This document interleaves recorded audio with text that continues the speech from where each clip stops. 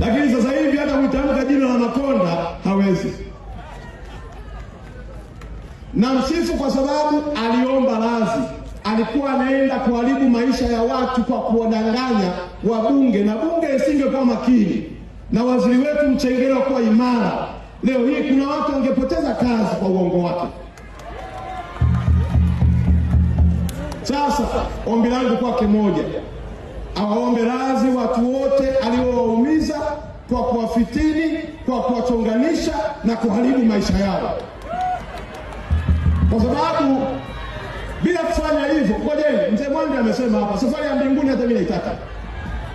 Mambo yalivyoendelea yalipelekea mpaka simu nikazopata kweli namuita waziri wetu muongo.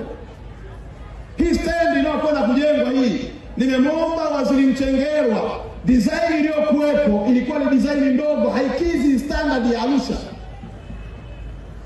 Waziri Mchengerwa akaongeza mpaka bajeti imefika kwenye bilioni 30. Ni faida ya wananchi wa jiji la Arusha.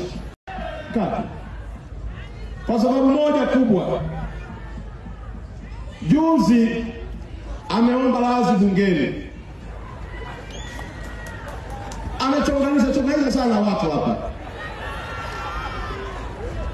Na leo hapa ameanza kumsifia mbunge mkuu wangu wa wilaya kwa sifa zile ambazo alinisifia mimi nilipoteuliwa kuwa mkuu wa mkoa.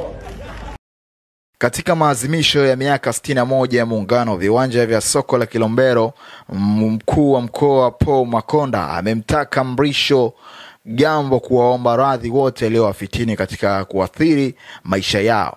Akihutubia mbele ya naibu waziri mkuu wa nishati Mheshimiwa Doto Biteko, Makonda alipongeza hatua ya Gambo kuomba msamaha bungeni Aprili 23, 2025.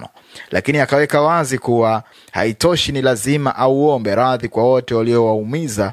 Kwa upande wake, mbunge wa Arusha mjini Mrisho Gambo aliwapongeza Dr. Biteko na mkuu wa wilaya ya Arusha Joseph Mkude kwa utendaji wao bora wa kazi. Alizungumza hayo mkuu wa mkoa Paul Makonda.